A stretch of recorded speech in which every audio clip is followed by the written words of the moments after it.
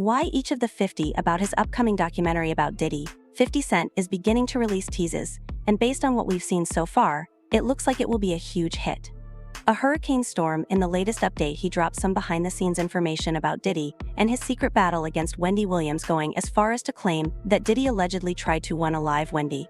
But if that's not bad enough, 50 Cent also claims that Diddy tried to unalive Wendy, because Wendy was the very first person to piece together his relationship with Cassie and realized that Cassie was Diddy's victim. Now 50 Cent is coming after Diddy extra hard, but this latest revelation just might take the cake, so let's break it down now, before we dive into 50 Cent's latest tea. On Diddy, let me fill you in on the tea, so you know how this wild feud even started between Wendy and Diddy. To be fair, Wendy does have a feud with half the celebs in the industry, because in her heyday, she was spilling tea and exposing them all. If there was one thing that we would know about these celebs, it's that they do not like to be exposed, especially when they're getting freaky. But Diddy's feud with Wendy was one of the messiest, because Diddy was ready to go to all lengths to ruin Wendy, and why all know that Wendy is as stubborn as they come. Wendy held on to that grudge for a long time, and if you ask 50, it all started because Diddy allegedly played dirty with her, which made her angry. Wendy even said that Diddy put her safety in danger by sending people to jump her. This all happened in the early 1990s, when Diddy had just started Bad Boy Records, the label that took off with a hit because Diddy had some big wigs like Clive Davis backing him up. Meanwhile, Wendy was making moves over at Hot 97 radio station as a DJ. Now, you'd think that she and Diddy would be friendly, but they did get along well at first. Defy Boy Records was filled with elite performers, including Lil Kim, Biggie Smalls, 112, and the female group Total, to name a few. Despite the label's early infancy, it was already well known as Diddy had the street smarts needed to control the game as part of their public relations efforts. Diddy decided to use Hot 97 as the perfect spot to promote his artists and get their hits on air. Of course, this was before social media and TikTok, where they could pay influencers to make the song viral. Back then, there wasn't any of that, and the radio was the major way for labels to put their artists onto mainstream media. So when Wendy started throwing shade at Diddy and sharing her not-so-flattering opinions, things got very dramatic. Seriously, yet he wasn't exactly thrilled with Wendy's critiques, to say the least. If you know anything about Diddy from the allegations that we've seen in these many lawsuits that have been brought against him, that he has a bad habit of going after his ups. According to 50, that's how the feud started. Despite Bad Boy Records being successful, Diddy hated how Wendy spoke about him on the radio. Now you'd think that Diddy would speak to Wendy privately and try to straighten things out, but again, we already know that Diddy is not the type of person to have a talk about anything like that, and as we've come to expect, diplomacy isn't really Diddy's thing when dealing with the ops. So instead of talking it out, 50 Cent claims that Diddy went for a more drastic approach. Allegedly, he arranged for Wendy to get jumped by his girl group Total. There was an incident a few months before that, and they just had put him outside and everything. About a month and a half before that. Yeah. I remember I got off the air one day and them the Total were downstairs waiting, and everybody upstairs at the radio station is looking down, egging it on, waiting for something to go down. I wasn't yet married. My knight in shining armor screeched up in his car just out of nowhere. I didn't even know what was about to happen. Skell hiding like a girl. Thanks, Skell. I'm standing in the door like, what? And I'm literally about to go through. Now, I'm not like, what, let's fight, because I'm not one of those type of broads. And plus, there was 3 of them. Hollywood is a crazy place.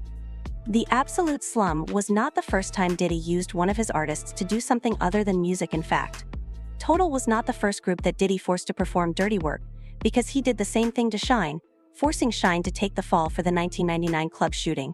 One moment, you're getting signed to a big label and you think that your dreams are coming true, and the next, your boss is pushing you to jump somebody because someone hurt his feelings with a few words. Diddy was going to serve a long jail sentence, but all of a sudden those charges vanished into thin air, and Diddy left without incident, leaving Shine in prison for people.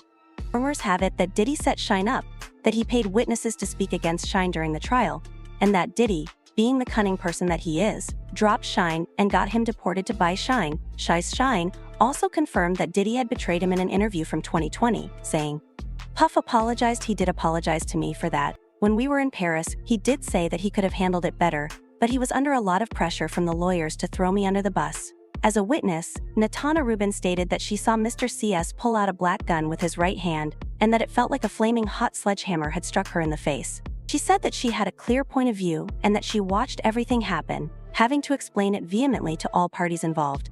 She also stated that she still has some bullet fragments in her body, and that what Diddy allegedly did to her caused her to suffer from traumatic brain disorder and seizure disorder. Because lead is toxic to your human body. But yet, for the last 24 years, I've had lead bullet fragments in my face. Just like Julius Jones, the other gentleman who got shot, he still has a bullet in his back. Like, people need to have some sort of respect and empathy, if nothing else. If nothing else. We didn't ask for this. We didn't do anything to deserve this. Like I said, I was an innocent bystander. What did I do to deserve this? And so, yes, the aftermath has been horrific, because outside of all of the physical things, I would have seizures. Sometimes I could have 20 seizures a day.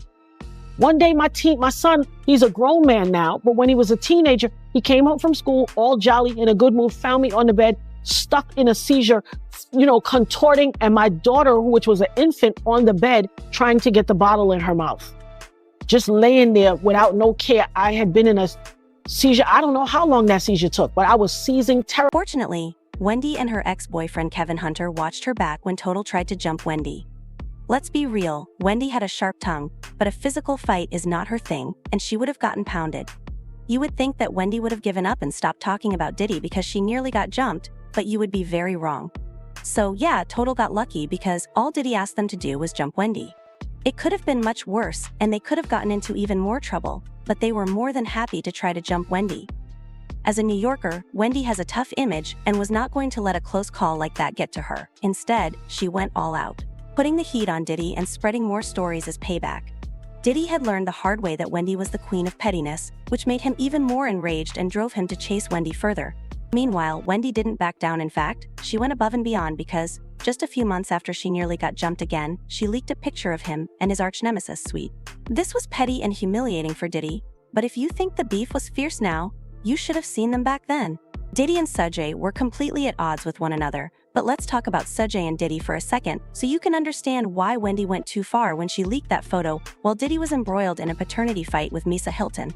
Diddy was vehemently disputing that he was Justin's father, claiming that the child wasn't his, and he was accusing Misa of attempting to pass off another man's baby as his while Diddy was away.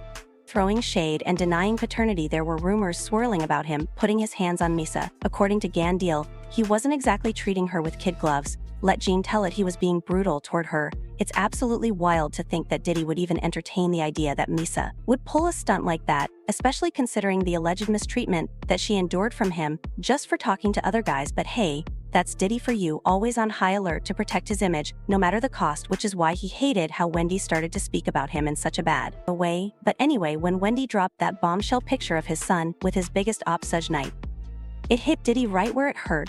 But things then went from bad to worse when whispers started circulating that Wendy had an even juicier picture up her sleeve showing Diddy in a compromising situation with another man, and this could have damaged Diddy's reputation. Now, back in those days, even a hint about a rapper's sexuality could spell doom for their career, and Diddy couldn't afford that kind of scandal, not with millions of dollars on the line. And if you're wondering how that happened, rumor has it that Diddy and his crew took off to some exotic beach or island paradise for a wild party with a bunch of ladies. Regular Diddy parties that we have been hearing about for a long time, and the shady stuff that goes down. But surprise, there was supposedly another man in the mix. And not just any man, if you catch my drift. There were rumors that it was Diddy's boy toy. It turns out Diddy wasn't exactly on the lookout for the ladies during that trip. His interests lay elsewhere. Word on the streets is that someone took a picture of him in a compromising situation with another man getting his shorts pulled down by this boy toy. Now, this picture was like a ticking time bomb ready to blow up his whole reputation, according to 50 Cent. Diddy went into full crisis mode and scrambled to shut down Wendy before she could post the picture and wreck his life, because Wendy was going to leak it as retaliation for Diddy trying to jump her. Wendy was fired from her job at Hot 97 after Diddy showed off his strength. You remember from earlier that Diddy used the station to promote his artists and their songs? Well, according to Gene Deal, Diddy made some moves with the station, threatening to take all of his artists' songs off the loop. He also threatened to make sure that none of his industry friends would ever use Hot 97 to promote their acts, because he already had a lot of influence in these circles. I've got one of the hottest DJs off of Hot 97 because she wanted to put up a picture of him getting his pants pulled down. You understand what I'm saying? Puff had power. For whatever reason, dude was playing with Puff. He went behind him and grabbed his trunks and pulled them down. When he grabbed his trunk to pull them down, some girls was taking pictures.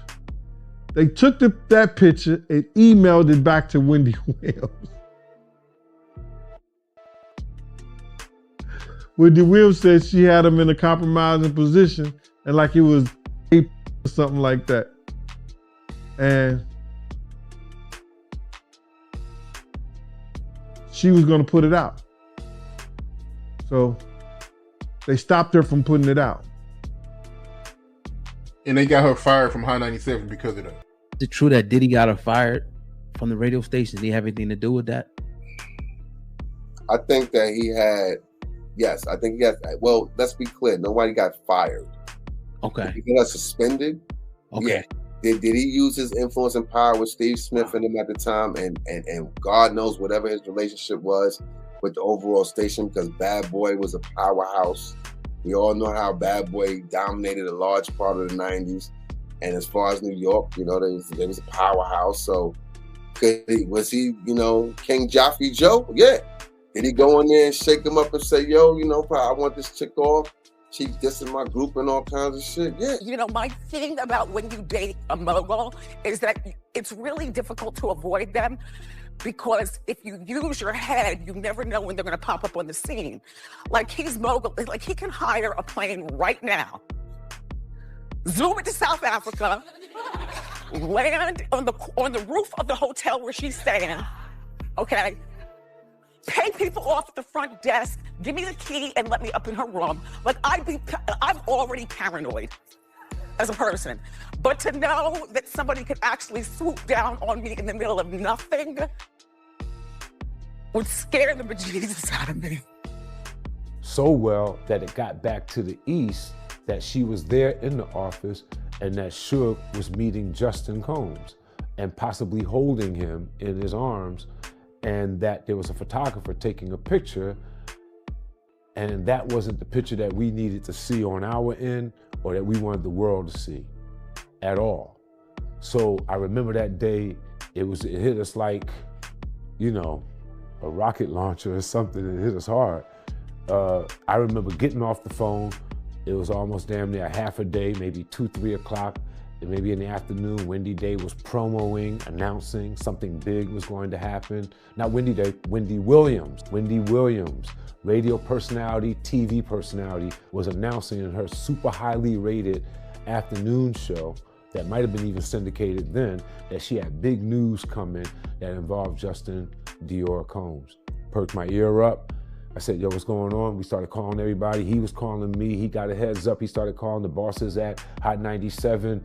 The street team was listening. They heard, the executives heard. We instantly all left the office, 19th Street, some in cars, some running all the way down to Hudson Street where Hot 97 was, to get down there just to handle the situation and make sure that that picture was not exposed to the masses and was not delivered through Wendy Williams. In all of that fricka-fracas, if you look back, history will tell you that she was let go from Hot 97 over that and had to go to another city to operate out of. And then she was able to come back and be the Wendy Williams that she is now today with all the success that she's had. Crazy, man. So that's the reason why she got fired from Hot 97, because of that picture of Suge Knight and Misa. They fired her. I think that situation led to her being fired. Did I mean about the power Puff had? With the radio stations in New York, motherfuckers didn't breathe hard if Puff didn't want them to. If Tupac had anything salacious to say about Puff in that interview, and Angie Martinez told Puff or let Puff heard it, and he told them, you can't play it, they wasn't gonna play it. Puff got one of the hottest DJs off of Hot 97 because she wanted to put up a picture of him getting his pants pulled down. You understand what I'm saying?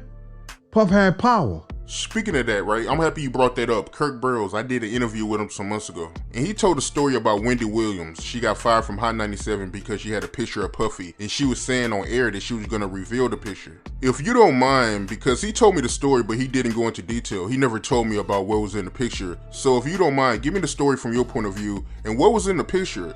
We were in Cancun, and we were on our way to the Island of Women. You understand? For whatever reason, dude was playing with Puff. He went behind him and grabbed his trunks and pulled them down. When he grabbed his trunk to pull them down, some girls that was taking pictures.